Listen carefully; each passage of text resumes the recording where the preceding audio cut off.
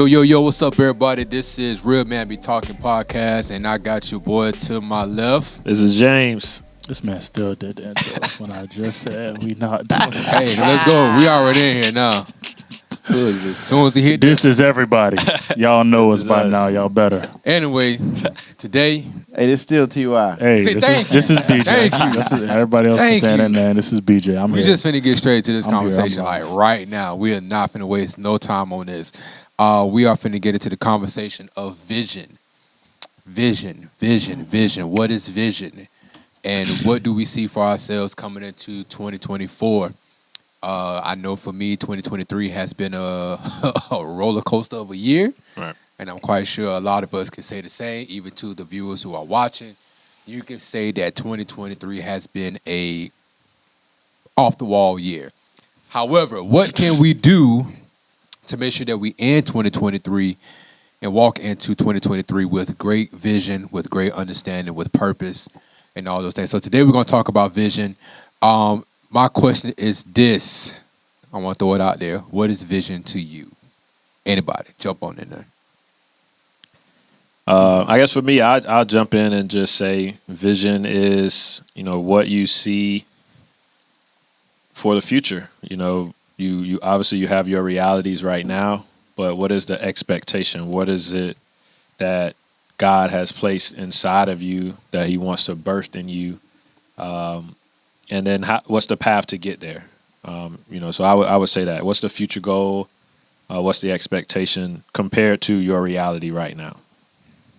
I love it. What's up? Who next? I agree. Vision is sight, obviously, the ability to see, the ability to have a dream, the ability to be able to picture something and see the end result of something, even if you don't know how to get there.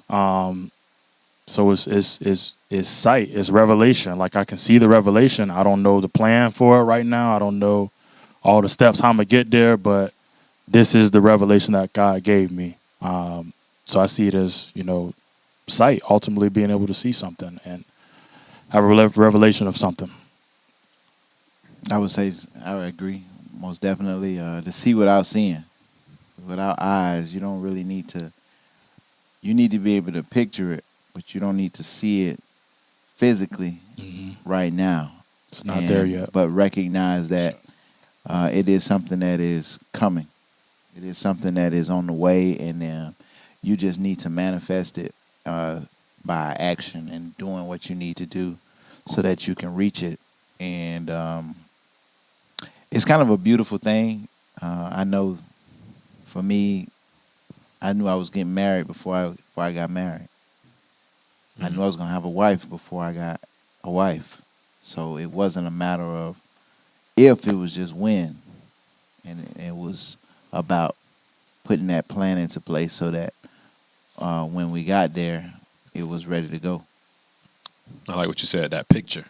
Exactly. Yeah. A vision for me is God's idea downloaded freshly for you to execute in the earth. Because there's nothing. God is not just going to give you anything and not expect for you to do it. So it's God's idea, God's vision for you to execute in the earth. So with that being said, when He created man, He created us in His image and in His likeness, but He also gave us a blueprint of a vision, take dominion, and all those different things like that. So that's what vision is for me. What are some things that you are expecting for yourselves to end 2023, and what do you have your eyes set on? What do you have a vision for the end of 2023, walking into 2024? I'm glad we're talking about it because I think I have had like some ideas, but I really want to dive in and really create a vision. I know probably about a year or so ago, my wife and I, we were thinking about getting into business. And obviously when you start a business, you want to come up with a vision. And it's like, what's the vision? Even in scripture, you got it on one of your shirts, write the vision, make it plain, run with it. But you have to start with a vision. So for me right now, I'm glad we're talking about it because I want to get in a place where I really do seek God for that download as we're going into 2024, because your vision, it directs everything in your life. Like it creates that plan. Once you have the picture, then everything is focused towards that vision. So I want to make sure that over these next 2 to 3 weeks before the new year hits, that I'm spending time really trying to hear from God to find the vision that He has for us going into 2024. So I'm just in a place of preparation. Yeah. Preparation, I love that. Yeah. So what have you feel like you've been preparing so far? So far, I mean, it's just a lot of momentum. Like I feel like you said, it's a roller coaster year. But some roller coasters start off where you kind of go back a little bit, right? And then you launch forward.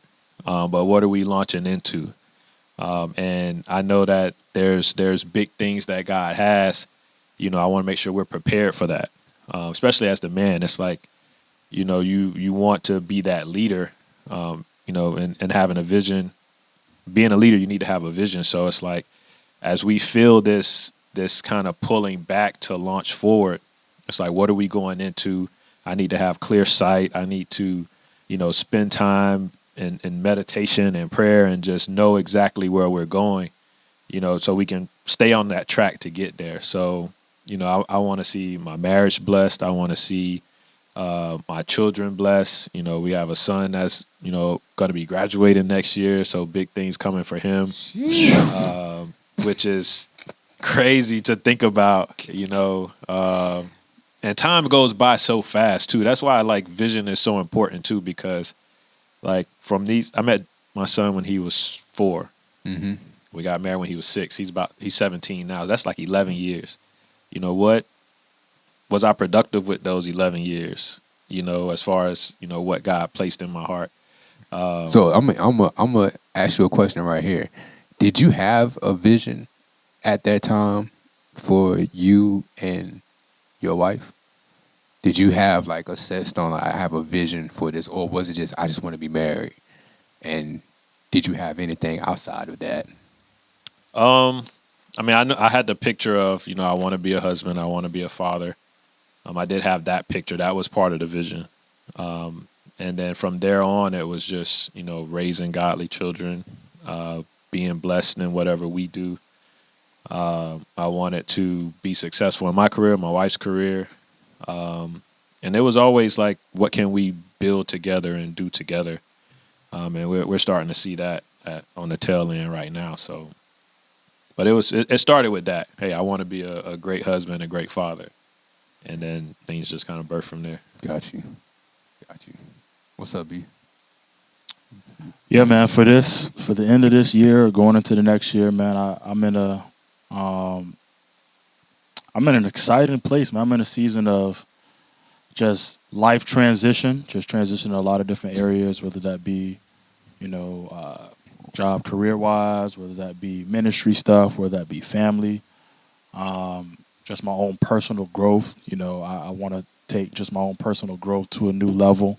I want to take my relationship with God to a new level. I want to take, to your point, echo what you said. I want to take my marriage to a new level. The things that we partner with together, I want to take that to a new level. So, yeah, this year I'm really set on, not even this year, for the end of this year, I'm focusing on transitioning well, transitioning properly, just to a place of triumph, transitioning to next year being a year of just overcoming, running head first, and seeing a lot of things get into fruition. So I'm excited, man. This year has been a lot of, let's cut off some of the noise. Let's cut off, just idleness and just watching stuff just to be watching stuff and hanging out with random people just to be hanging out with, not even random people, people that might be friends. But right now, I'm trying to get somewhere. So being strategic about when you hanging out, being strategic about who you hanging out with. Is this really helping you, not to be selfish? It's not just, I'm only hanging with you just to get where I'm trying to go to, but I'm focused right now. I don't want anything to distract me. I just don't want to be just having idle conversation just to have it. For me, it's just been like, man, it's time out for just all the drama stuff. It's time out for all the talking to people just to gossip. It's time out just to just be talking about good stuff and just talk about what's going on. But you ain't going nowhere. Like Right. I've been really set on cutting a lot of noise out and just really honing in on my time with God. Being intentional about what do I want to do, what does God want me to do, making sure that's aligned. And if it's not aligned, asking God to point me in the right direction. What would He have for me? Still don't have all the answers, but He's given me certain steps to take. So just making sure I follow those steps. So I just want to say these chairs are very, very comfortable right now. And I can actually turn. I can turn and it just feels Works so out good. well. we all leaning back. Yeah, we all chilling right now. I'm loving it, man. I'm loving it. It's a good thing and a bad thing. I love it though. yeah, I see them eyes over there. Getting sleepy. Hey, the vision is to Nah, get I'm better good. and better. I'm on way. I like what you said though, BJ, because I think, and I had a few points of like, once you have that vision, it's like your vision chooses your friends. Like, That's a message, right? That's a message, right? This there. is the vision that I'm That's a on. message right there. And you're That's a not message. going down this path. Hold up, We can't be friends. That's a message. Man. You know, That's a message. Wow. it chooses your time. I Man. can't spend my time in this place because that's not along the path that I'm going. How can two walk together? Unless they agree. Yeah. How So can it's so important, man, that we're talking about it because it changes everything in your life. Like this is the plan for our lives, the vision that we set. So I won't jump love in it. too much, but Nah, man, jump in. That's That's good, about. man. We That's shoot, that's that real. That's real. That was great right there. Like your vision chooses your friends. Yeah. I'm for me personally, I'm in a season of just God told me He was giving me a do-over. A lot of things that I did in the past couple of years was not some of my best choices or decisions. I agree with You agree? I second that Yeah. for myself. Yeah, I man. agree. It's I can literally pinpoint the moment where I dropped the ball, and that was 2020. And in 2020, fresh after the pandemic, taking a leap of faith that I think that was more flesh than anything. And listening to certain groups of people and dismissing the most valuable group of people who was trying to steer me in the right direction. But I was just so dead set in that moment, believing that I can do it, but I could do it. It just wasn't in that time. You know what I'm saying? So I made a decision that was not the best decision, and just took me down a whirlwind of different trials and tribulations to where I had to go back and apologize to people. You know what I'm saying? And reconcile with my pastor. You know what I'm saying, with my spouse. I had to reconcile with friends. Like, yo, I apologize for not listening to y'all. Saying y'all, I seen a lot of trials and tribulations in these past couple of years that I'm not proud of.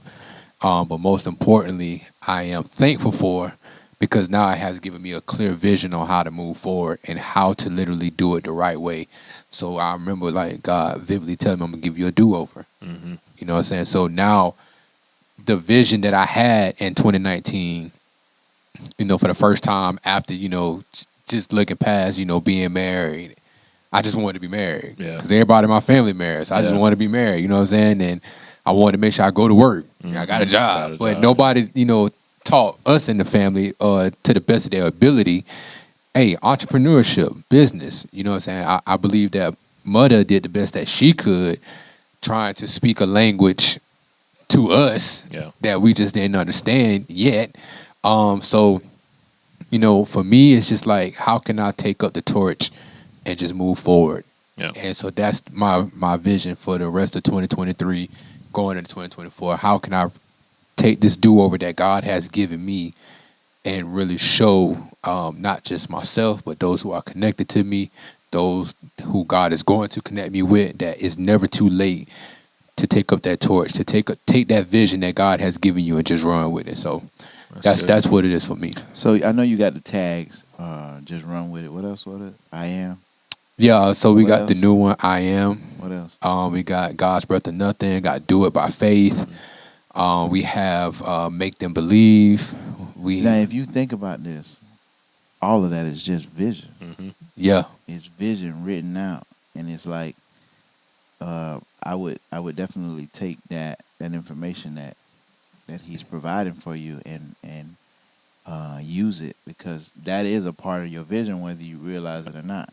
yeah, And it's something that you might be taking a little bit lightly, that you might want to take a little bit more serious, because he's providing you direction inside of every single one of those tags that you putting on shirts. So in itself, it is a vision. So you have the vision that you have for yourself, and then you have the vision that he's providing for you in those shirt tags. So it was like it hit me just now, like dang, every time he coming out with these tags, this is a vision. Yeah. And he put it on shirts, and it's like people seeing your vision, but are you seeing it? That's a great question. That's good. That's a phenomenal question, and I appreciate you asking that question because I have been seeing it a lot lately, and that's why I'm saying, God told me He was Especially going to the give me I am. Oh, a do over. That I am part is the do over.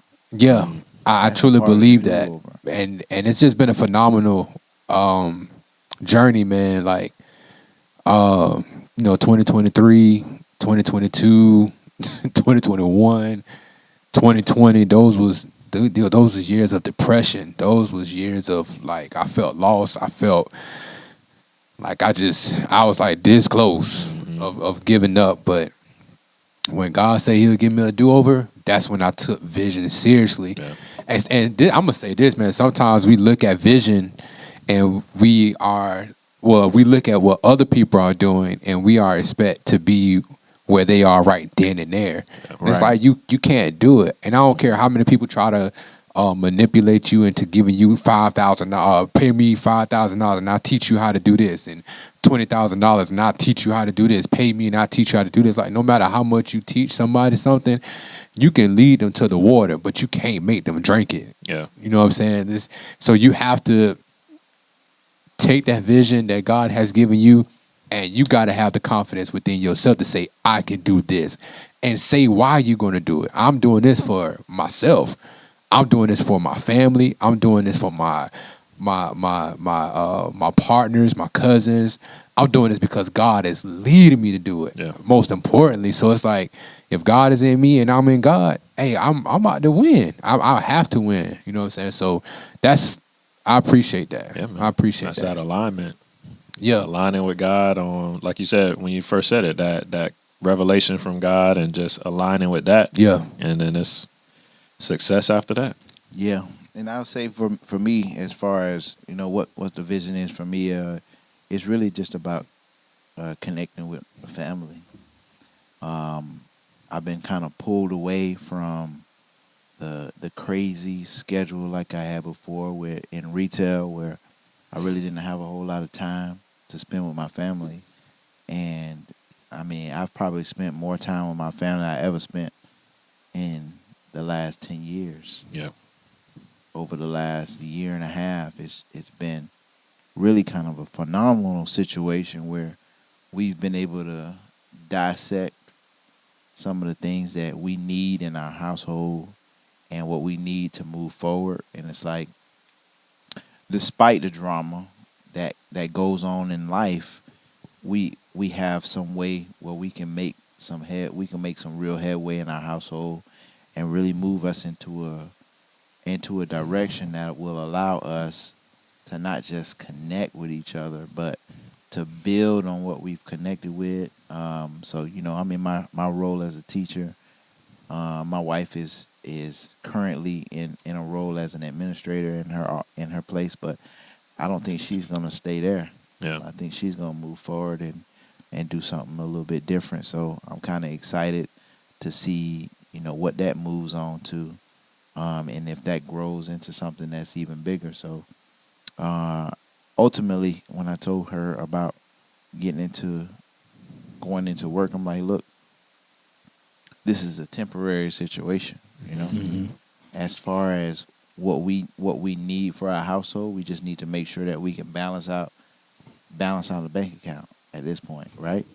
But ultimately, the goal is to allow her to flourish in her business and to allow her to grow and become even bigger in her understanding of how to deal with people. So I told her when she moved into going into work for the business or the company that she's at, don't get too comfortable there. Take that information that you're getting there and run with it into your own business so that you can learn how to communicate with people, how to develop clientele, right? Because of the information that you get when you're working with a business who already have a vision, and take that information and use it so that you can grow your business into something even bigger than what you can imagine, right? A lot of the times when we think about our vision, it's really on a small scale. It just is.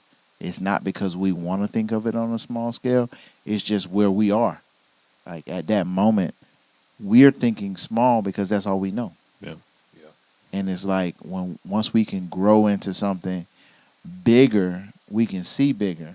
And when we get around people, I think he said, what was it?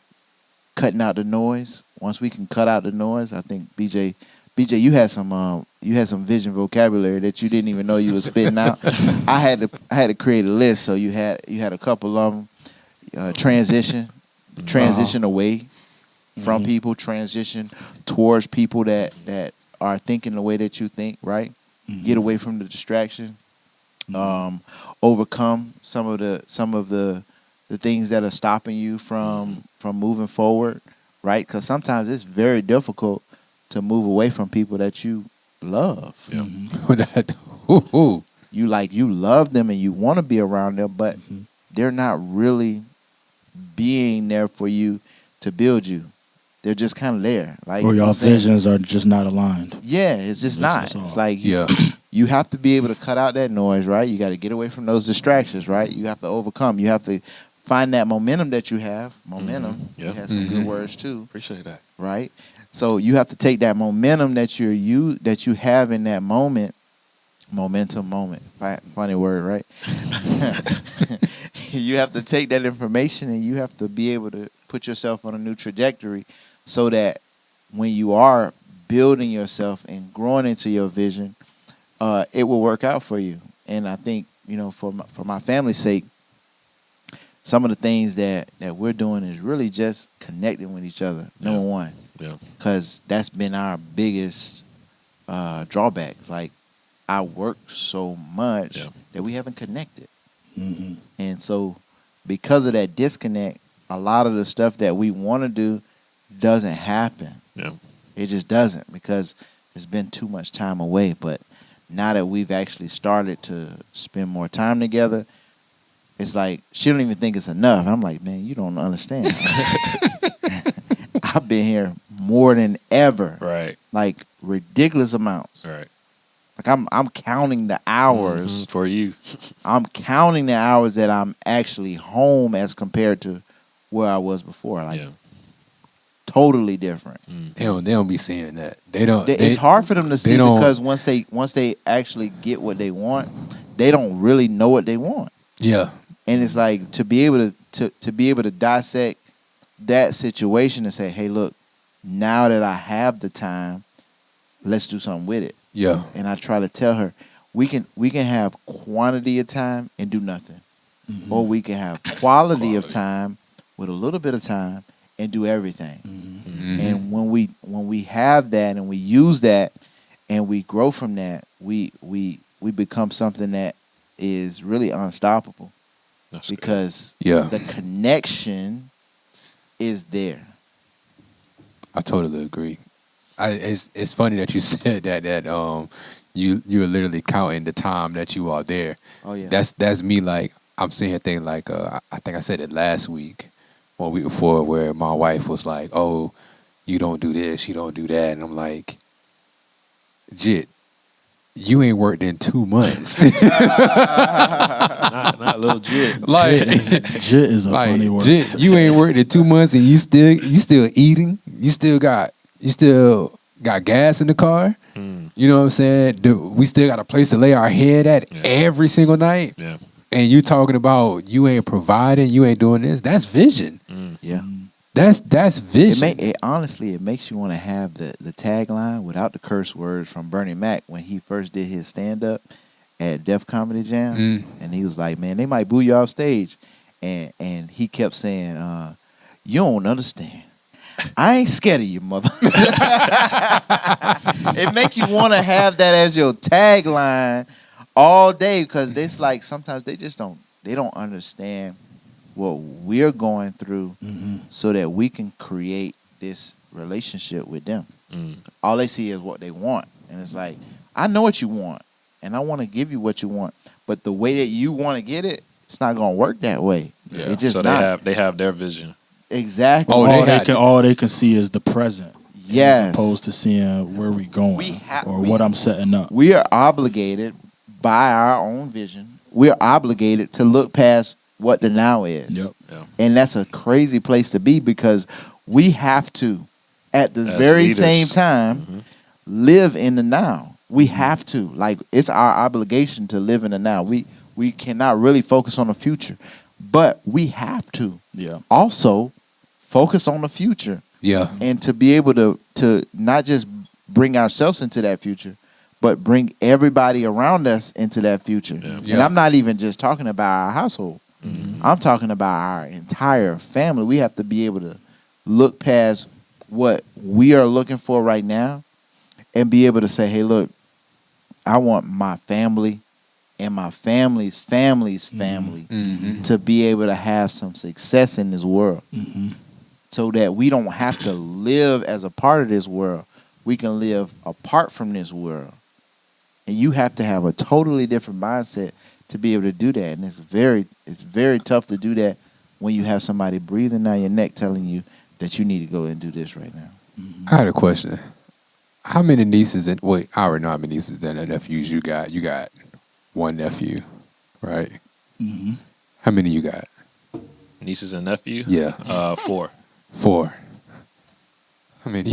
That's it. Yeah, my one brother has 3 kids. You talking about blood? Oh, just on your wait.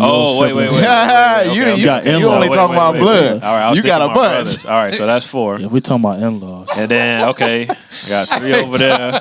That's 7. You got 8, 9, 10. We got 10, upwards of 12 to 15. 10. We got upwards of Y'all 12 got- to 15. At least a dozen. At least a 12. dozen. I have 16 Yeah. nieces and nephews. Yeah. So From your siblings, you talking about? from Or you talking about you and your wife? me and my wife Okay. together, we have I ain't even talking about my wife. You just talking about okay. Not even counting her You side. didn't count her side. So we just started I got over here, 4. right? Who we got? Jaden. We got Justice, Lyric. We got Lyric. JP. We got JP. We got Anaya. Ari. Okay. We got Anaya and Chrissy. Anaya. We got Chrissy. Yep. I got my other niece. Jeremy got 2. Jeremy got 2. Yeah, got right. 2. Oh, I got Rise Nix. and I got Nix Bella. Yep. Then I got King. Pam And Oh, I got 3. Zion. And then I got hold on, who else I got? That's everybody. No, that ain't everybody. I ain't finished. Oh, That's Tanisha, Tiara, Angie. in Atlanta. And- Oh, yeah. Angie. She got what? 3, right? She got 2. No, 2. I forget his real name, but what's his name? Nuki. Nuki. Yeah, I forget his That's real his name. nickname. Tavares. Tavares. And And then we got what is? That's it. No, she got 2. She got 2. I'm I trying to know think what of you're his saying. name right now. Oh, It'll come to me in a second. And that's not it. Hold on. Somebody missing. who? That's I think that's Tanisha. That's Tiara. That's Tia. That's Pam. That's Angie. And that's Jeremy. Yeah, that's everybody. That's Oh, okay. I knew I was missing somebody because Manny got a Manny baby got too. 1. Manny got a baby. Yeah. Yeah. Manny got does have a baby baby. from What? That's too. just listen. That's just on his side. that's just my side. They ain't got nothing to do with Lord. So I mean, that makes sense. You got to. So I asked that question for a reason. Yeah. Does vision become scarier now that for you seeing the fact that you have so many nieces and nephews that look up to you? Because I know for me, all of my nieces and nephews love me. Like they love my wife and I. Like they really do. Every time they see Uncle Tony, Auntie there, like you can feel the love. You can feel all of that. So does vision become more scarier to you because of the family size that you have, or does it motivate you to say, I got to go harder? Yeah, I don't think so. I think it's almost fun in a sense. Like it gives you a drive. It gives you something else that's bigger than you. Like when you're single and you ain't got no one else to worry about. Yeah, it's cool if you're motivated, but the downfall is I'm just affecting me. Like if I don't make it, I don't make it. I'll do something else. But when you know you got people either depending on you or just motivating you, like I'm not just setting up my family, I'm setting up my extended family. Like to what Ty just said, I'm setting up my nieces and nephews. Like it's just an extra drive and extra motivation. We talked about this very slightly a couple of episodes ago, but this is what I was talking about: the huge drawback in what the world is telling people to do. You know, single and do your own thing and don't worry about trying to build no family. They're trying to take people away from legacy, the patriarchy. They don't want legacy, and I'm like, the consequences of that is so big, because if you don't have a family. If you don't have a family to pass your stuff to, who do you pass it to? What we talking about? Mm-hmm. You pass it to the who? The government? Mm-hmm. That is your heir. Your heir becomes the government instead of your family, and that's what they want. Waiting on it. Mm-hmm. Yeah. They're happy because they're like, we're telling you to live that lifestyle. That's not the lifestyle that we're living. We believe in the patriarchy. We believe in having a family with a wife, a mother, and having children, and having our children have children, and our children's children that are having children, and they have money to pass down for legacies. And it's like, well, if that's what they believe, right, then what is the racism that they're talking about? Are we in turn putting ourselves in our own racist society? By killing ourselves. Because we already killing each other in the streets, right? Mm-hmm. We already saying that we want to accept lifestyles that don't produce. On top of that, on top of all of that, we're not going to create legacy, so we don't have a family to pass down to. So are we killing, are we in turn the racists? Are we putting ourselves in this situation where we have become their greatest weapon? Self-destruction.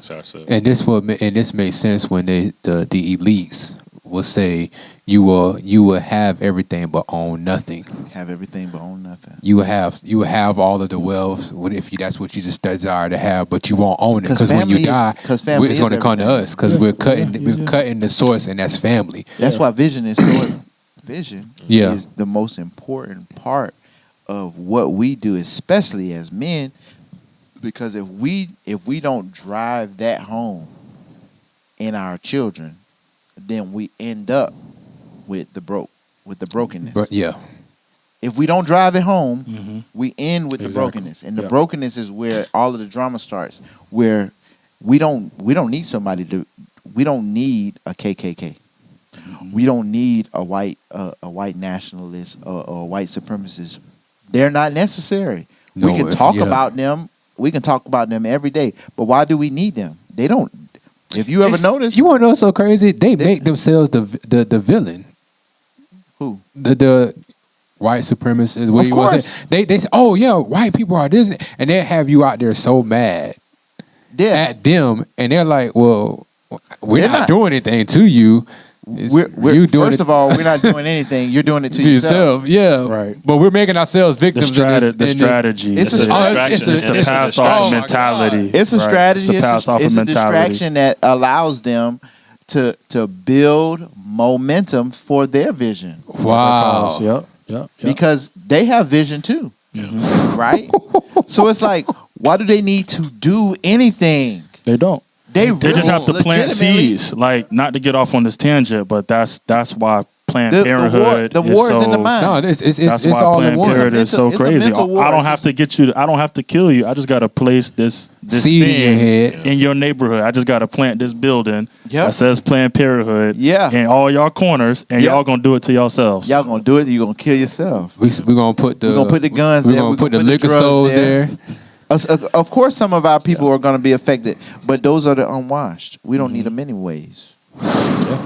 That's the power of to what you're trying to say. That's the power of generational vision. Because Yes. Ooh, yes, generational vision. it's Ooh, generational like vision. Yes, passing sir. down like material things is beautiful. It's necessary. Because we talked about this a few episodes ago. So you said generational vision there, and Yeah. then we got the generational wealth, and we also have the what? Generational. You remember the word? blessing. Blessing, and the other one. Generational curses. Curse. Oh yeah, blessing Right? and curses. Yeah. So we got the generational blessings that we can provide if we have vision. If we don't have vision, then we have generational curses. Right, right. So we need to be able to put ourselves into that mode, that mindset where we're creating those generational blessings for ourselves so that we can grow into what we want. Yeah. Which is to say, whatever they want to talk about and all of this stuff where they feel like they're being victimized, even though they're victimizing themselves, we don't participate in that. Mhm. That's their stuff. And that's one of those huge, it's funny, the biggest part of the culture for us is death. Yeah. Biggest facts. part. Big fact. And that's a sad situation because we celebrate death without realizing it. Mm-hmm. That's what we do. We celebrate death in our culture. And it's like we celebrate, and I'm not even talking about necessarily physical death. It could be spiritual death, Mm-hmm. mental death, Mm-hmm. Emotional. or Economical. Not- all of that. not actual death, but still physical death where you can't Internal, participate emotional. Yeah. in all of it. society, like going Mhm. to jail and getting locked up and all that. We celebrate that stuff.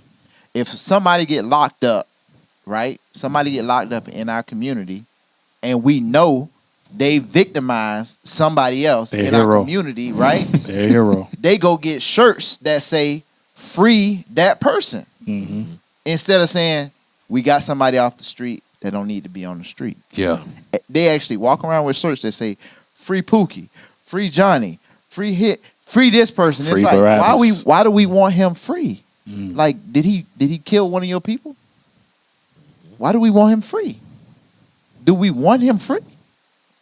Do we want that to continue in our community, or do we want something better? Well, the actions say we don't. That's what the actions say. Mm-hmm. Our verbs, the words that come out of our mouth, say something different. Oh, we want best. We want what's best for our community. They only march for Black Lives Matter when somebody that's a male gets killed. Mm-hmm. That's the only time they march because they know that's when they're going to get the biggest dollars that they can get from their donors. And then they disappear and they never put that money back into our community and nothing ever happens. No community centers get built. Yeah. Nothing happens in No our real community. vision that literally It's not vision for, supersedes. they have a vision. They have a vision, but it's not It for ain't the for betterment us. of us, which is why it's important for us as men to recognize the detriment that is in our communities and our homes, and it's up to us to put our foot down and say enough is enough, because this doesn't have nothing to do with being black or white. This just has everything about you doing what God called you to do, what He created you to do, and that is to take dominion. Yeah. We're not dominating, and a lot of reasons why we're not dominating because a lot of us didn't grow up with fathers in the home to actually understand what vision is, what dominating is. I could be the first one to tell you, I grew up in a home where I didn't see vision. It was like you went to work, went to school, went home, and you had pizza on Friday, Saturday. You went to your auntie house, stayed the night, but there was no real clear vision on, okay, this is what we're going to do to set our family up. Yeah. So that way in the next 5, 10, 15, 20 years, we can look back and say we accomplished all of these things to be where we are today. And I think, I know that the moment us having this conversation here about vision, now it'll hopefully spark a conversation in your home to where you can be like, you know what, I need to get on my grind. I need to sit before myself, meditate, pray, do whatever I gotta do, get some journals and start writing in, actually start seeing a vision for myself. Because if we don't take vision seriously, then we're literally gonna die visionless. And we'll just have a bunch of visionless. Yeah, you posted it where there is Kids. no vision.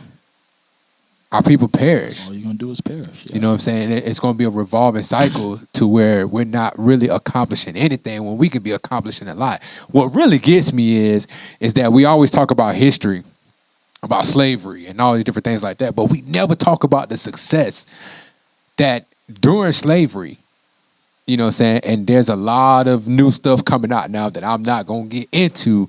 However, there's a lot of information out there. There's a lot of things out there where we actually seen success in our black communities. We seen success, you know what I'm saying, in government and politics. We seen success where we had our own businesses. We had our own restaurants. We had our own hospitals. We had so many different things, but now we don't see that. What has changed from the 1800s, 17, all during slavery, all the time where we literally sold ourselves, we bought our freedoms.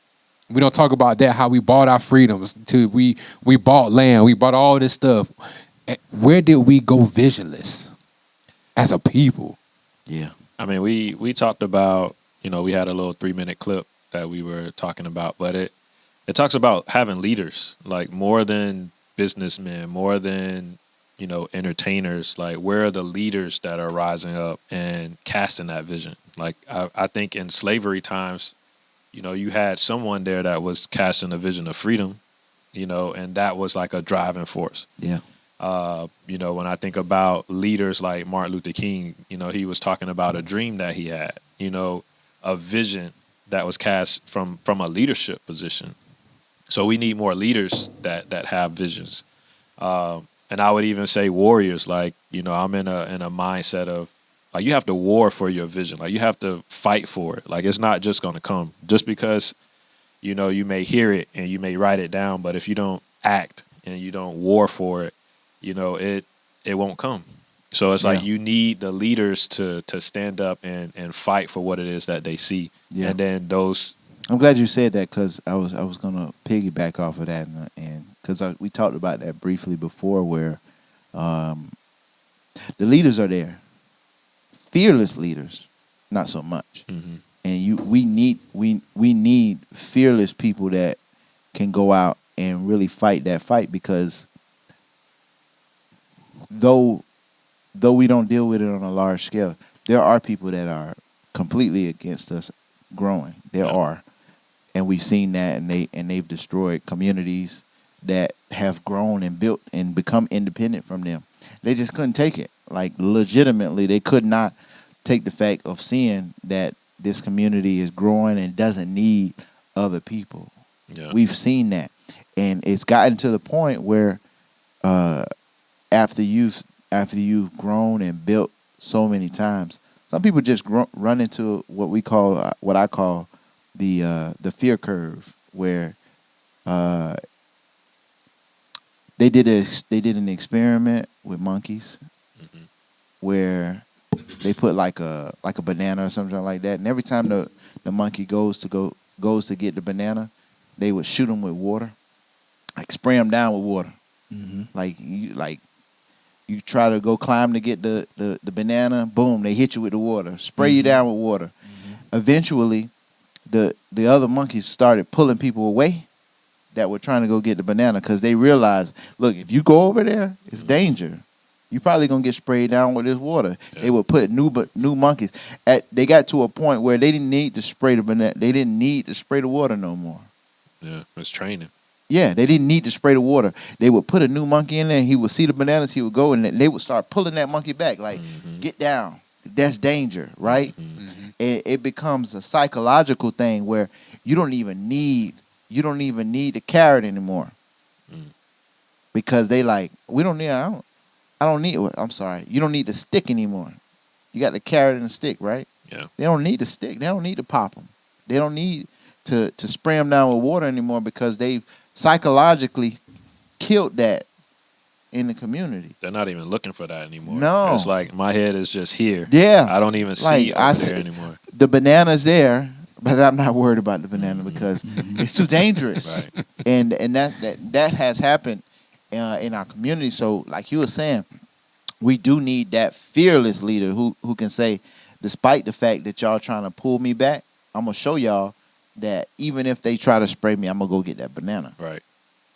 And we need those kind of people that can rise. Because once those kind of people get in power, like those kind of people that are in front, they need backup.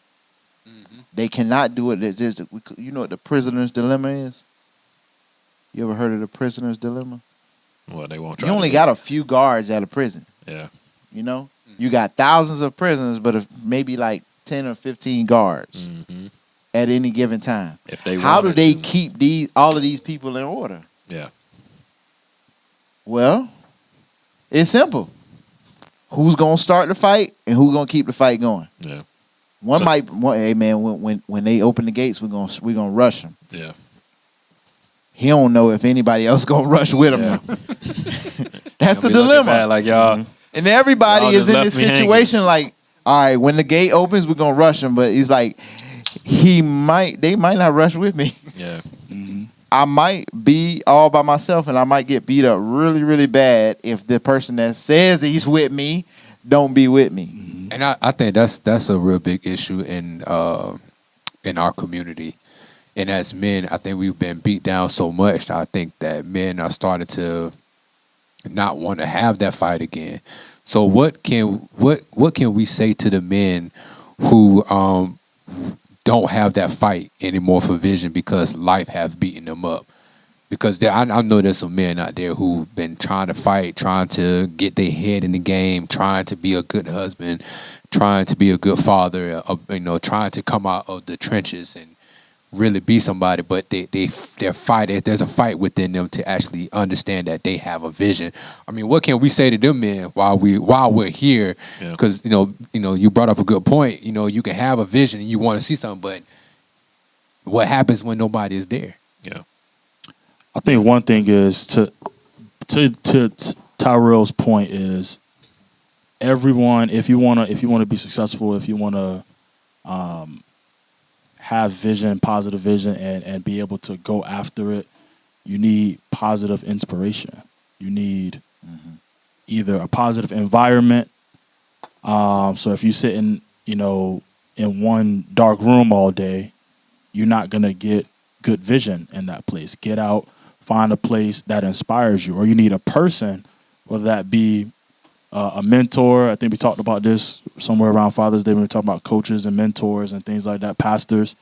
You need to be around somebody that's inspiring, because inspiration helps create vision. If I'm seeing something all the time that I want to get, I'm like, man, that's whetting my appetite. Now I have a vision for that. If I'm driving through, there was somebody here that said, I've been driving through nice neighborhoods.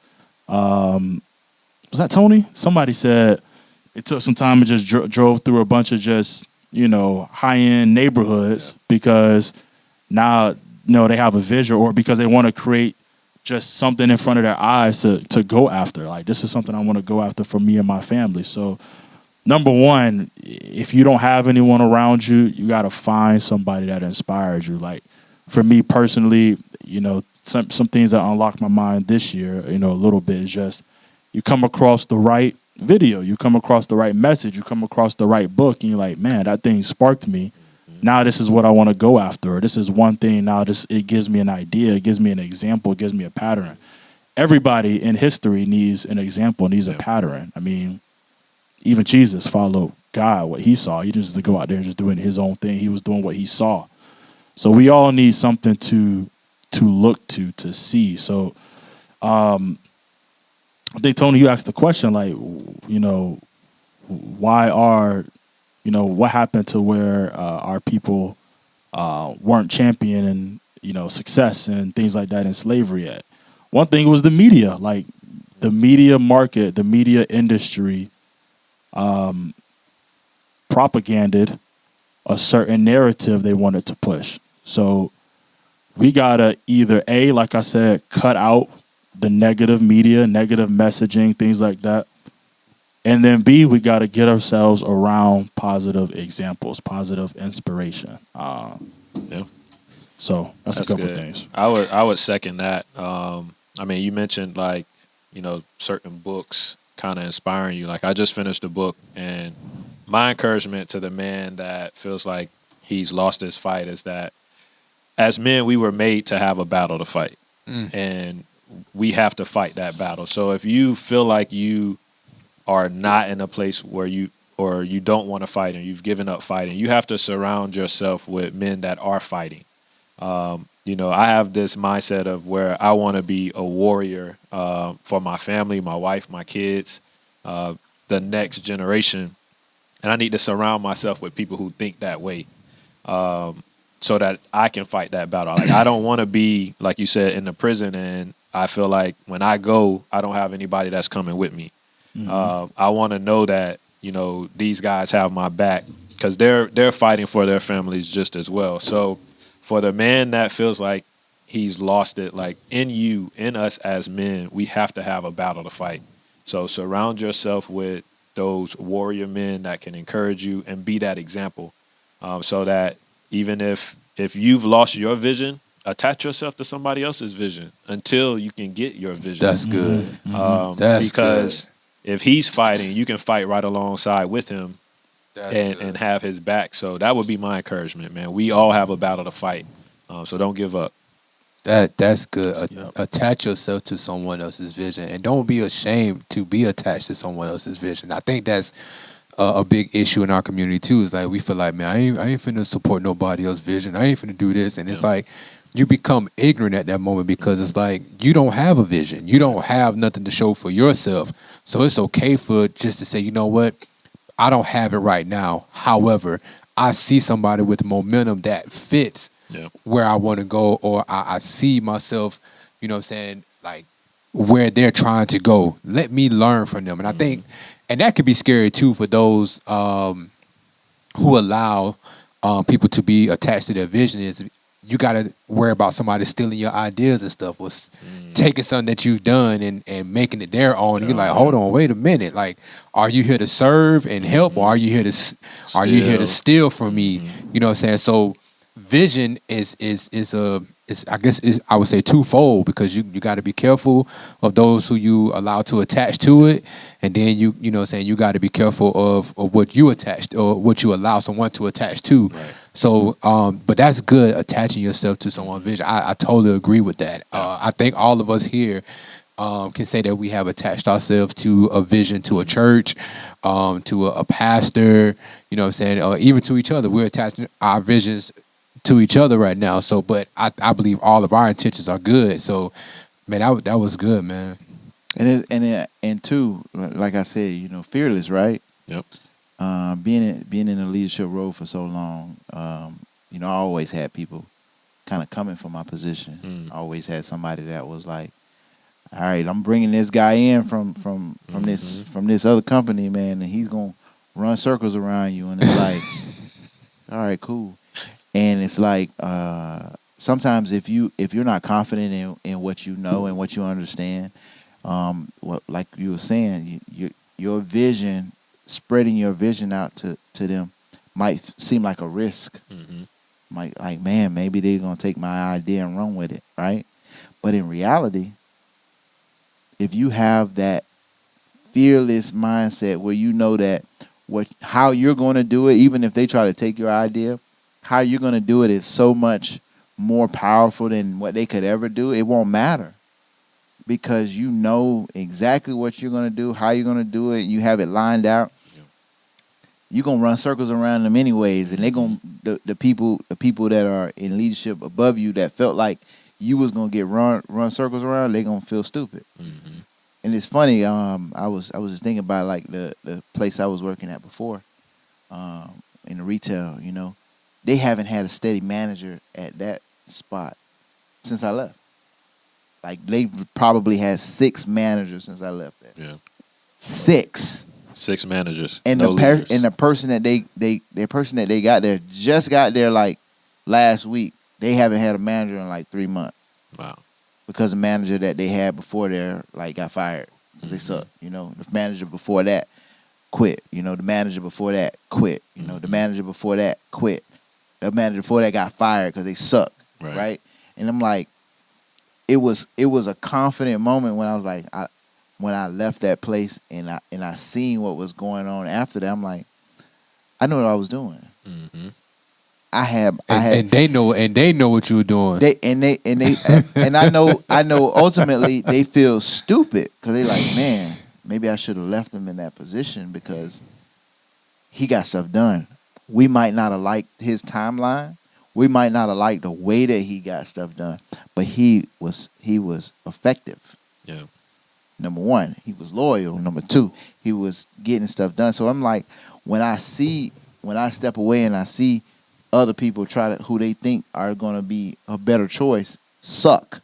Mm-hmm. I'm like, I feel confident in that confidence kicked in. Yeah, so it's like you can have this vision and you can be out to lead, but you also have to be fearless in what you go after. You have to be able to say, I have a plan. I put the plan together that I know is going to be effective, whether you like the plan or not. Whether you like it or not. Whether you like how the plan is going to be executed or not, I know I'm going to be successful at it. Yeah. And it don't matter if it don't matter if peons know. It really doesn't. Because they're not you. Because they're not you. They not you. They not you. And every time that I was faced with the opposition of people that are like, when they're gonna be better than you, they're gonna get. It's like, at the end of the day, these people will come in and they'll have like one good month, and they'll be like, see, I told you they was gonna run circles around you. And then boom, they get fired. Like, why they got fired? Because they was stealing. Exactly. Mm-hmm. Now you thought that you had somebody that was running circles around me, when in reality they was cheating you. They was running circles around them. Right. Yeah. They running circles around all of us. Yeah. They was cheating you. They was taking money from you. They was taking money away from your business. Meanwhile, I'm constantly and steadily growing. Yeah. Constantly. Not at the pace that you want, but at the pace that works. Reality. Woo! And sometimes people don't like to deal with reality. I'm like, I know what you want. I know how to get what you want. But the timeline that you're looking for is not necessarily impossible, but it's not reality. It's not reality. What you're talking about requires foolishness, and that's why you get foolishness from people. Yeah. It requires foolishness. And you're going to get foolishness from people because you try to put pressure on them to do stupid stuff. And I'm like, I'm not doing that. I hear what you're saying. Maybe that's a good idea, maybe not. But I'm going to continue to do what I'm doing, which I know works. Yeah. Yeah. And it's the right way. Exactly. And that's leadership. Exactly. That's vision, because you're in the trenches seeing what's working. And more importantly, it's integrity, because I can go and do what you want me to do, but it's not going to be right. Right. Mm-hmm. You have to sacrifice you might be satisfied for a moment, but at the end of the day, when your superiors come to you and say, well, what's going on here? Because this is not the right way to do business. They're going to be like, oh, well, yeah. And they're going to throw you on the bus anyway. So it's better for you having leadership in your mind to say, you know what, I'm just going to do this the right way anyways, because I know it's the right thing to do. Yeah. Despite the fact that they want me to do this the other way, which I know is just not right. Yeah. Hey, as long as I know I'm doing the right thing, whether you like it or not, if you want to let me, fine. I will go in confidence, knowing that I did what I was supposed to do, and I'll be fine. And then when you keep dealing with the revolving door, like, man, why we can't have that success? Because you're looking for somebody that's not going to follow the rules, and they can't take the pressure. To follow the direction and do what's right takes a lot of confidence and pressure. It just does. It just does. It's like, I'm gonna do what's right despite what you want me to do, and they're not gonna be able to handle it. It's like, what you want me to do? Leaders that hold that confidence grow wherever they are. It doesn't matter, and that's vision. Y'all dropping bombs tonight. That's good, man. Y'all dropping bombs tonight. Sorry if I went too long. No, Nah, man, you good. You good, man. Managing is not leading. So Woo! Oh, How about that? Managing is like leading. I try to tell people, it's like, I don't want you to don't ever call me a manager. Mhm. I never wanted to be called a manager. I never even like wearing a manager tag. Like, why you don't have your tag on? Because it say manager on it, and Right. I'm a leader. Right? Mhm. Exactly. I'm not a manager. I may be the manager of the store, but I'm leading people. Right. You manage things and you lead people. That's So right. if you want me, if you're looking for me to manage people, you're looking for the wrong person. Mhm. I'm not here to manage anybody. Yeah. I'm here to lead people and help them grow. Yeah. And when you have that mindset, that's why vision is so important too, is because the leader has to have vision so he can give direction. Right? Mm-hmm. So it's like in that place, I'm leading people. So I have to have a vision for myself. I'm leading myself. Now I can lead these people. And then when they see me with my vision, they can develop their own vision. When we talk about our nieces and nephews, our children, our wives even, when they see us following our vision and leading, from what we see, the picture that we have, they have confidence in themselves for their vision. So it's so important, man. I used to tell my assistant manager this all the time. If you cannot lead yourself, you're never going to be able to lead anybody else. Mm-hmm. Because you're not leading yourself. If you can't learn how to make a tough decision for yourself, you're never going to be able to make a tough decision for someone else that needs you. Yeah. You just can't. It's like, that's an impossibility. If somebody needs you to make a decision and you know that you can't make the right, I know I need to go be to work on time, but I want to go and buy this thing from the store. Which one should I do? Get to work on time or go buy this thing from the store? And you go and say, I'm going to go buy this thing and be late for work. You don't know how to make decisions that is going to be effective for other people. Yeah. Because you can't make the right decision for yourself. Yeah. Can't You got to be able to say, you know what? I know I want to go get this thing, but I'm going to go to my store first. Mm-hmm. And then you go to your store and end up finding out the people ain't there anyways. And you be like, hey, look, I'm going to go grab something to drink from the store. Now you've already shown up. You've already clocked in. You've already got what you need to get done. And you was able to go get your drink without affecting anybody else. Mm-hmm. And it's like the totally different type of But that's mindset is team first. Is everybody else first. That's real vision. But it's also It's you everybody else first. Yeah. Well, I mean, It's not even like team. It is team first. And the way that it's team first is because it's you first. Yeah. It's you taking care of your personal needs and doing what's right. But if you don't do what's right by yourself, you're never going to do what's right by Big nobody facts. else. Right. Big fast. Right. You got to do what's right for yourself first. Yeah. You just do. Like, it sucks. It's like, oh, you got to check on other people. Yes, check on other people after you take care of yourself. Mm-hmm. Yeah. I think about it. I had to learn this in my marriage I had to learn how to be like a little bit more selfish. Right? It's So, tough. It's hard, so man, because hard. I have things that like I want to do that I feel like I need to do as a man for our family. It's tough. And I'm not going getting- to. he I not have a getting nothing vision clean. for this. I have a vision. Listen, I told you about this book that I read.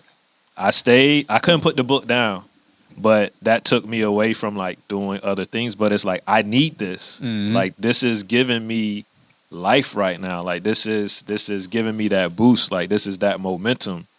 I couldn't put the book down, but it was like, oh well, you're not spending time with the family right now. Okay, for a season, let me do this Mm-hmm. so that I can lead better. Yeah. Develop, it's like- spend time developing yourself, sharpening Right. yourself, disciplining yourself. Like if you don't give me that time, refreshing yourself. What we was talking about a couple weeks ago. You gotta have that time in order to properly be able to feed somebody else. You know what's the problem? The biggest problem with it is because it feels wrong when you're Yes. doing it. It feels like you're being neglected, like you're neglecting people. It feels like you not being. I don't like to use the word selfish.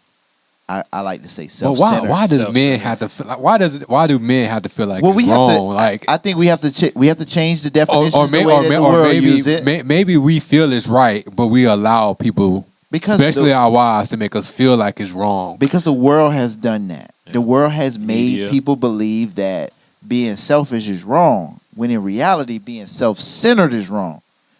Being self-centered is to say, I only care about me. Yeah. Being selfish is say, I want to take care of myself before I take care of you. And that's a tough thing for people to understand. It's tough because it's like, I'm not saying only me. Yeah. I'm saying me first and then you. Yeah. And it sounds almost wrong. It really does. It is wrong in certain times. How is it wrong though? Listen. There comes a point in your day. Listen. When it becomes you and wifey, you can't say me first. We're not talking. It depends. Why? No, hold on. Depends on what we talking about. Hold on, wait. About vision. Depends on what we talking about. But this is vision, though. Even in that conversation, there's a difference between being self-centered and being selfish. I'm with you. Saying me first doesn't mean that I'm going first. It means that I'm going to take care of what needs to get taken care of first. Do you understand the difference? I know what you're trying to say. I'm going to take care of what needs to get taken care of. I know what you're trying to say. I'm going to take care of what needs to be taken care of first, which in this situation is her. Right. In that situation. But you have to have the discernment, depending on the situation. You're being selfish by taking care of her first. That is the selfish part. And it's out. Now, if you were self-centered, you're only going to take care of yourself. That's what they do. That's what they do in the streets. They self-centered. They like, forget it. I'm going to get mine and I'm out. Yeah. That's it. Forget about what they want. I'm gonna get mine and I'm out. And I might not even talk to you no more. Yeah. I might forget what your name is. Like, dang, I talked to you before? Dang, I forgot about that. Where I know you from. Where I know you from. We did what? Self-centered. Selfish is like, hey, look, we need to take care of this. It's a situation where we work together. But there are situations where taking care of what you need for yourself is the most important thing. Yeah. You need to have a full cup before you can give anybody else any of your drink. Do men really have moments of selfishness? What do you mean? Like, do men have moments of selfishness? You mean the definition that they've given us of selfishness, or what? Like or the one that I've redefined? To edify ourselves. You know, we don't. I'm gonna be honest with you, I don't even see that no more for men, like how we used to back in the day. You used to have men revivals. If we have a prayer life, yes, because a prayer life is selfish. I mean, yeah. That is selfish. Yeah. That is edifying yourself. It's about priorities. Yeah. Like, if as a man, you have to be able to, or anybody, as a visionary, you have to be able to put priorities in place. If I want the end goal to be this, I want the success in this area, my selfishness is I am writing out the goals, which means the priorities is, number one, this has to be done. Number two, this has to be done after number one is done, like to your point. So yes, if we're talking about spiritually, I can't get up and try to minister to nobody else. I can't try to minister to my family. I can't try to lead those around me, in a right spiritual place if I don't go and fill my own cup personally. If I'm working on fitness and health, I gotta go eat what's right before I can go talk to you about eating what's right. Like, I gotta go put myself first. I need to sleep. I need to do all this. Like, I know you want to stay up to 2:00, but if I want to get to this goal of being healthy, vision, and having if the vision is I see myself being healthy, I gotta prioritize. You gotta be selfish. What's needed. Yeah. You gotta be selfish, and that's the fight. That's why I'm like, you have to be disciplined. It takes discipline. Yes, and selfishness is discipline. Selfishness is discipline gone wrong. Let me get what? Hold on. Selfishness is discipline gone wrong. That's discipline to a fault. Let me be clear. How is it? Let's look up some definitions. Selfishness. We all got iPads. Let's go. Selfishness in the way that the world has depicted selfishness is wrong. The way that they've depicted it is self-centeredness. Yeah. It's not selfishness. It's being self-centered. Like it's forgetting about anybody else and only focusing on me. Selfishness is not only me. It's me first. Yeah. There's a difference. If you say I'm only worried about me, you're self-centered. Mm-hmm. But most of people call that selfish. Mm-hmm. It's not. Mm-hmm. Selfish is me first, which is why everybody is upset about America First, because it says me first. Mm-hmm. Not me only. I'm not talking about You gotta take care only of me. I'm only talking about me first. Because if I can't take care of you if I can't take care of myself. Yeah. Which is why we have this huge divide politically, because we have this large group of people who are like, me first, and then we can take care of everybody else. Mm-hmm. But we need to focus on me first. And then you got this large group of people like, we just need to give everything away. It's like, hold on, slick.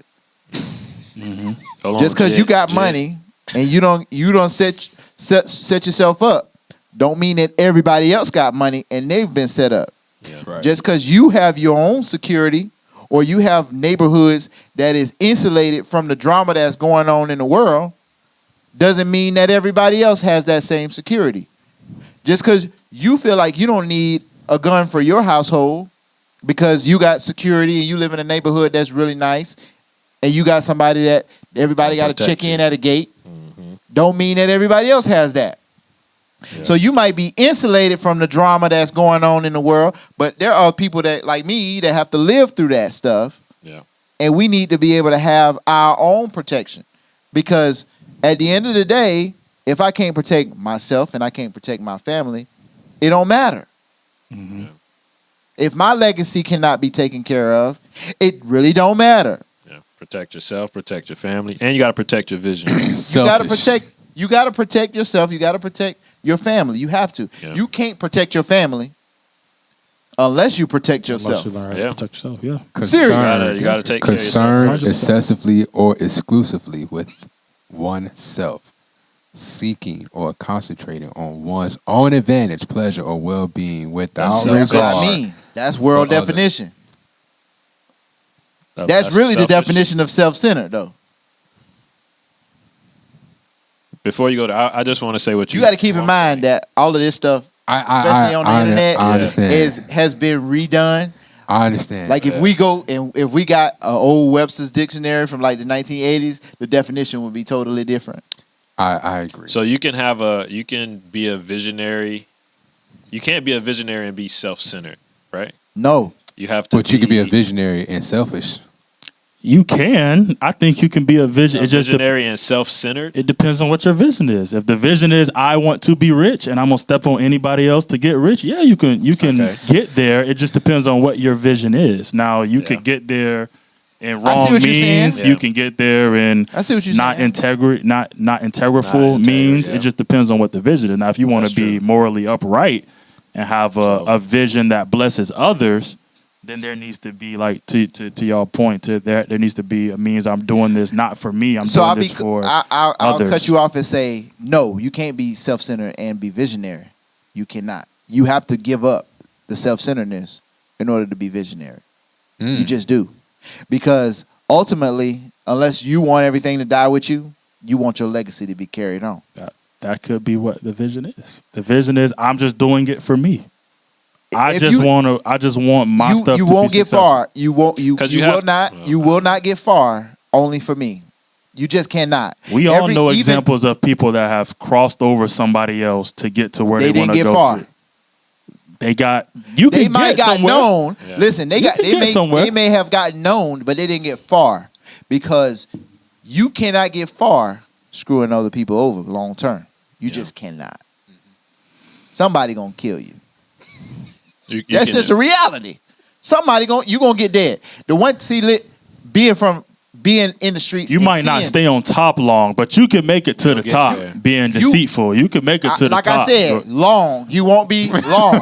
You won't last long. You man. won't Okay. last Okay. long. Yeah, but you can get there. You can get there. You can get but there. you ain't gonna last there. And that's what people What if want. my They vision wanna is just to last get there?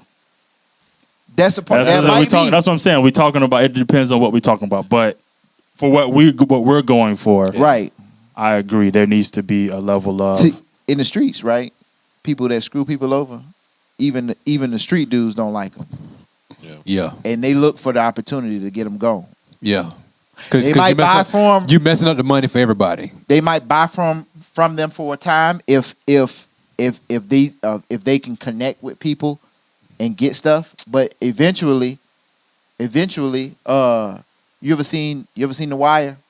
I watched a couple of You ever seen The Wire? episodes. Anybody ever seen The Wire? Yeah. In The Wire, That's my show. In The Wire, Was. what's the big dude name? Which one? What's the big dude name in The Wire? The dark skinned guy. He always cutting the deal. What's the junk called? His name was like something Joe. Oh, I don't know. That's been a while. Something Joe. I can't think of his name right now. So in the show, Tyrell always come up with the stories and you forget the name. in the show, It'll come back to you. It'll come back to Yeah, it'll come back to me in a second. It was something Joe, because he always cut a deal. He always find a way to cut a deal. At the end of the day, he ain't last. You know who sold him out? His little nephew. His little nephew sold him out for a couple of dollars. And he was gone. And he was like, when he came to the house, nephew talked to him, said him, thinking everything good. Yeah, man, I gave this to my grandpa, blah, blah, blah. He's like, the nephew walked out the door. He thought he was about to get up, and the new man walked in the door, like, go ahead and sit back down. Like, that's the same thing that happened in he said, go ahead and sit back down, big man. what was that movie? With Dame Dash and all them. Yeah, same thing. Paid in full. I mean, in all of those movies, there's a reality to it that It wasn't Paid in Full. It was another movie that you're talking about. no, that was Paid in Full. When his brother got Dame Dash was not in Paid in Full. he wasn't Paid in Full. Dane? No, he was not. Anyway, He was in the State car. property. State property.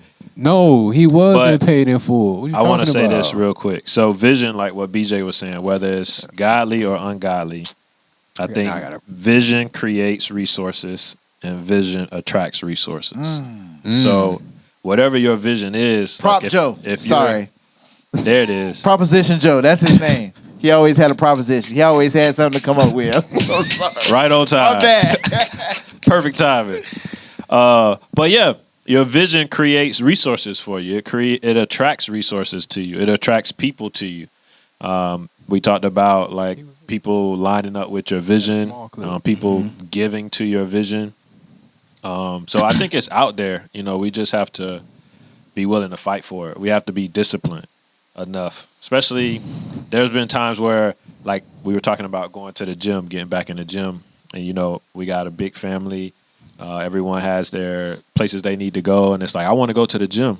And my wife's like, well, maybe you can get up earlier and have that 4:30 wake up call and go to the gym. And I'm like, I miss those days. But if I'm disciplined enough, like if that's my vision, then I'll set that time to do it. I'll be disciplined enough to do that and do what I need to do for the family. And it's not selfish. I think to me where it becomes selfish, again, we can argue about if we talk about the world's definition or, the original definition. But to me, it would be selfish if you are cutting away from your family, cutting away time with them, cutting away what they need. You're taking away from them to go feed yourself or to go nourish yourself. But what is wrong with that?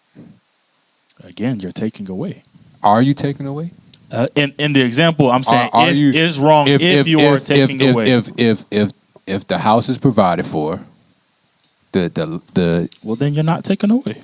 We're talking about if everything is in order. If I got you set and now I'm gonna go do my own thing, that's not taking away from them. We're talking about if I got $100 and I know the bills cost $100, but I want to go use $10 to go feed myself.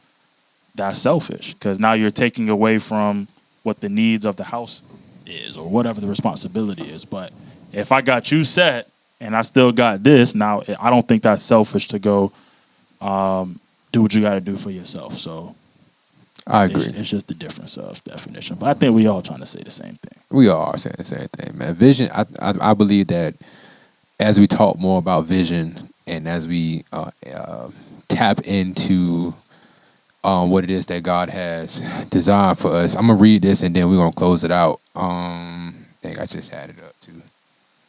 Oh, yeah. I just had it up. I don't even know what I did with it. That's crazy. Oh, here we go. This is the vision that God has for us, I believe. Genesis 1:26, and God said, let us make man in our image after our likeness and let them have dominion. That's vision. Like, that's a vision for us. Like, that's what he wants from us, is to have dominion over the fish of the sea and the fowls of the air and the cattle and all over the earth and over every creeping thing that creepeth upon the earth. So God created man in his own image. In the image of God, he created him, male and female created them. And God blessed them, and God said unto them, be fruitful, multiply, and replenish the earth, and subdue it, and have dominion. So the most important thing that we should be doing is literally finding that one thing that we can dominate, vision, and dominate that, and let it fall into the guidelines of what it is that God has already set for us. Literally just said it, to be fruitful. That doesn't mean that right there means planting seeds. You know what I'm saying? What seeds are you planting that's going to bring forth a great fruit? And then whatever comes forth, to multiply that fruit that is already coming in. So take what you got coming in and multiply that.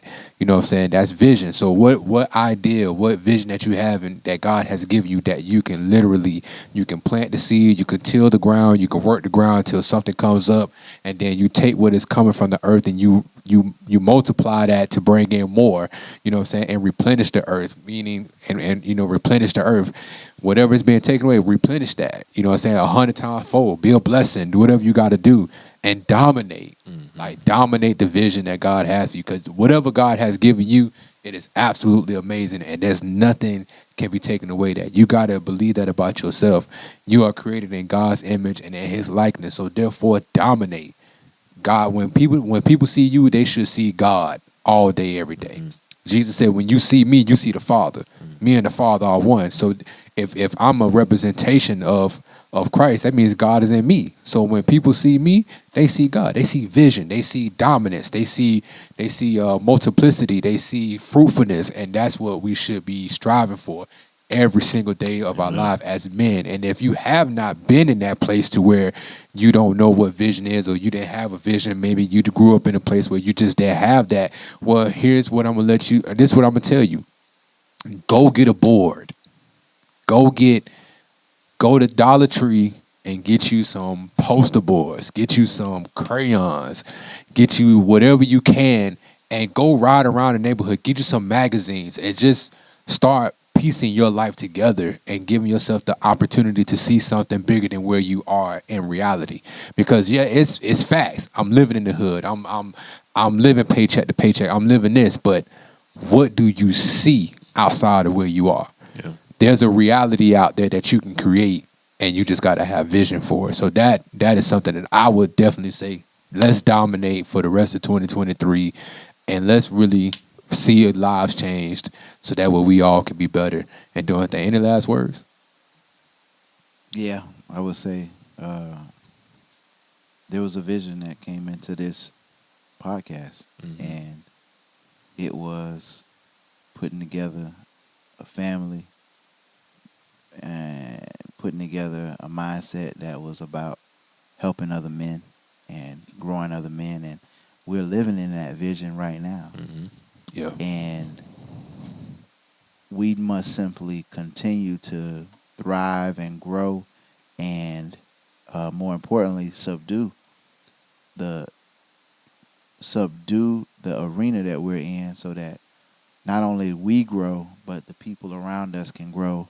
Our families and other men in the world can continue to get information that they just don't hear anywhere else. They just not. I know for a fact that the information that we're bringing is not something that they're getting from other people, because most men who do talk, because real men do be talking, right? But they don't talk like we do. Yeah. And they don't have the vision that we have. They don't have the understanding that we have. They don't have the rearing that we have, where our parents and our grandparents and our aunts and our uncles have poured into us love and understanding, and gifted to us this mindset of appreciation for life and liberty and everything that we have in our world. It's generational vision. It is. Yeah, generation. Yeah. And it's so powerful to be able to say, we Drink got on that. Papa, right? Same time I saw. I tried to be Same time. We got Papa, right? But our moms had Papa too. They had their own Papa. Right. And their moms had their own Papa. they had their own people that was Papa. Mm-hmm. We got our own version of Papa too, Mm-hmm. and that's powerful because it becomes a generational blessing for us to be able to not only gain this knowledge, but to provide this knowledge to other people and to spread that knowledge across the world Pass it down. on a big way. Mm-hmm. Yeah. It's a vision. We first of all appreciate Tony for helping bring that together Yeah. and being persistent about that. It's funny because originally I know me and him talked about doing a podcast, but we just never could get together. And I told him, don't give up. Dang, James, they was gonna leave us I out. told him, don't give up. That's crazy. Keep fighting. They tried. We should go start our own podcast. But I told him, East side and west side. I told him, I said, don't give up. Keep pushing, man. That even if I can't participate right now, don't mean I'm not gonna participate. Yeah. It just mean that the timing just not right. But just keep pushing. My heart has always been for Yeah. the guys to come together. It's always been my heart. And see, you push through your vision, right? Mhm. You keep pushing through your vision, and it grew into something bigger than we could ever imagine, right? It just does. It just does. And once you keep pushing through that vision that you do have, you'll find out that he has something bigger for you, and then it's not on the timeline that you want. It's not on the trajectory that you're looking for. Yeah. But it's so much bigger than you can imagine. You're like, man, this is so huge. I wasn't expecting this.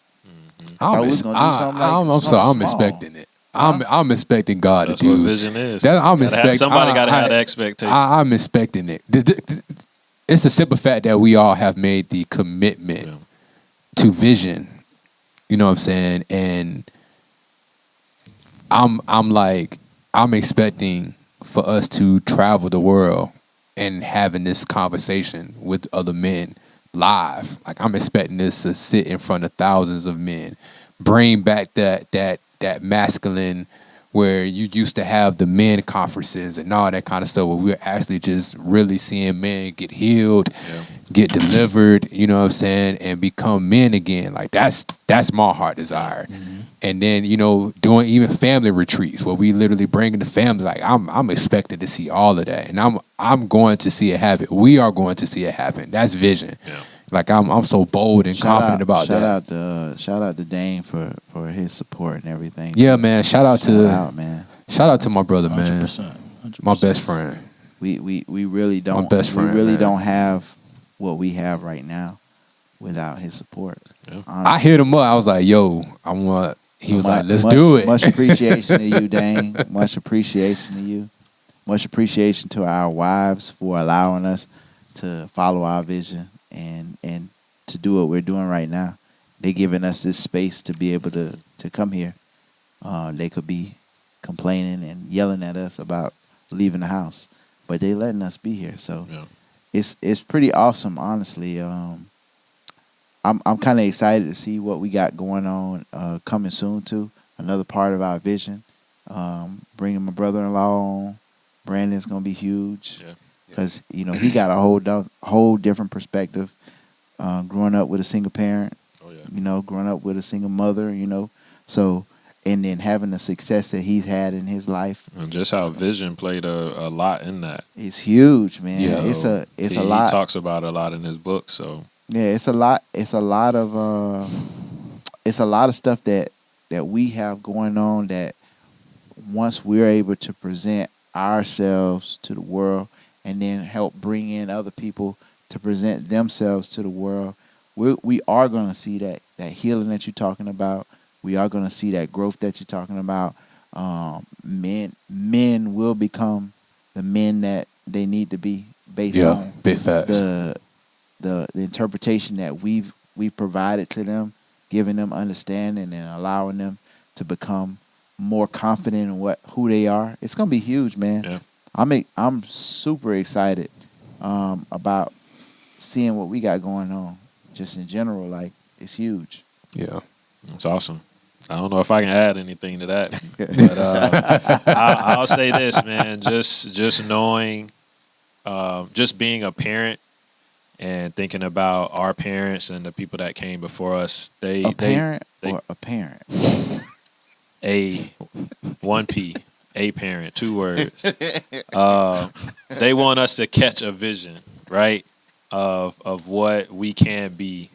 So I'm glad like we're walking into that. And I just pray that we all catch a vision, just like we've caught a vision for what we're doing, a vision that we're lining up with for our families, and the same thing for our legacy that comes behind us to catch that same vision. So, Absolutely. Yes, sir. I love it. Don't look over here, man. Y'all said, y'all done said everything, man. and more to come. Yeah, I just appreciate this, man. I love the things that we're standing for and the values that we're putting out there, and just the heart that we have just to see men just reestablished, us getting back on our post. Like, Yeah. the thing about vision, like, you can't see unless you're in the right position. So you gotta change your position, elevate your position. Ain't over. Get in the right place if you want to see. So, that's it, man. I got it. Love Shout y'all. out to all the Love men y'all. out there that have had a vision and really been following their vision in the world and showing that in their everyday actions, and the impact that they have is so much more long lasting than we can ever imagine. Keep going. There's a reason why people talk about Martin Luther King. He had a vision. There's a reason why people still talk about Michael Jordan. He had a vision. There's a reason why the number one selling book behind the Bible is Napoleon Hill's Think and Grow Rich. You know what I'm saying? It's a reason. And it was vision. Vision was the catalyst to that. Vision was the direction. And it's a testimony and a revelation for us if we take it. And if we understand, it's like, if we, number one, focus on developing our vision, writing it down, making it plain, right? And then following it consistently all the time, even when we do little small steps, they're really, really huge steps. They're giant steps, even when they look small to us. Be consistently consistent. Consistently consistent. That's good. I heard that the other day. I love it. I love it.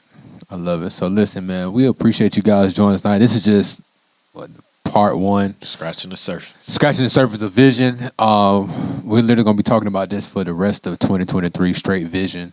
And we got some great things coming up. We about to be partnering with the owner of O Snaps production studio, Mr. Sean himself, who is a phenomenal photographer, who has a book. He's releasing a book, and we're going to be interviewing him. Super excited about that. And then also we just brought up my cousin-in-law, or however you want to say it, cousin. No, big cousin.